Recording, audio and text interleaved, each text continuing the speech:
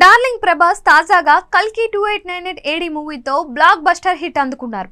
Pan world range లో ఈ చిత్రం రిలీజ్ అయిన అన్ని భాషల్లో అద్భుతమైన కలెక్షన్స్ తో కల్కి దూసుకుపోతుంది. మరికొద్ది రోజుల్లో 1000 కోట్ల కలెక్షన్ రికార్డ్ ని కల్కి మూవీ అందుకుంటోంది అని ట్రేడ్ పండితులు అంచనా వేస్తున్నారు. టికెట్ ధరల్ని తెలుగు రాష్ట్రాలలో తగ్గించడంతో మరలా కలెక్షన్లు పెరిగాయని టాక్ వినిపిస్తోంది. ఇదిలా ఉంటే ప్రభాస్ నెక్స్ట్ సందీప్ రెడ్డి వంగ దర్శకత్వంలో స్పిరిట్ మూవీ చేయనున్న సంగతి తెలిసిందే. టీ సిరీస్ భద్రకాళి ప్రొడక్షన్ సంయుక్తంగా ఈ చిత్రాన్ని నిర్మించనున్నాయి. 300+ కోట్ల బడ్జెట్తో స్పిరిట్ మూవీ తెరకెక్కనుంది. ప్రస్తుతం ఈ మూవీ స్క్రిప్ట్ వర్క్ జరుగుతూ ఉందంట. ఈ ఏడాది ఆఖర్లో సందీప్ రెడ్డి వంగ సినిమాని స్టార్ట్ చేసే అవకాశం ఉంది అనే మాట వినిపిస్తోంది. ఇదిలా ఉంటే స్పిరిట్ చిత్రాన్ని పాన్ వరల్డ్ మూవీగానే తెరకెక్కించబోతున్నట్లు టాక్ వినిపిస్తోంది.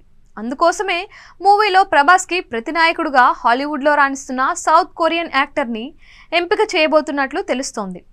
Train to Busan, Marvel series Eternal మూవీస్లలో కీలక పాత్రలను నటించిన లీ డాంగ్ సిక్ని స్పిరిట్ మూవీ కోసం సంప్రదిస్తున్నారంట.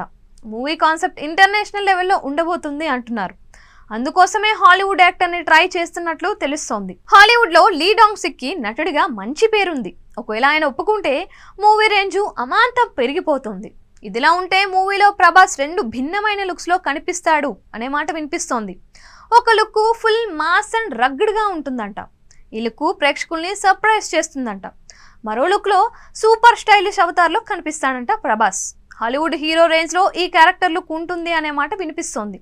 సినిమాలలో పవర్ఫుల్ పోలీస్ ఆఫీసర్ పాత్రలో ప్రభాస్ కనిపిస్తాడని గతంలో సందీప్ చెప్పాడు. అయితే ఇప్పుడు లుక్ వేరియేషన్ దేనికోసం అనేది తెలియాల్సి ఉంది. ఒకవేళ డ్యూయల్ రోల్లో ప్రభాస్ కనిపిస్తారా, లేదంటే ఒకే వ్యక్తి 2 భిన్నమైన లుక్స్లో రిప్రజెంట్ చేస్తారా అనేది క్లారిటీ రావాల్సి ఉంది.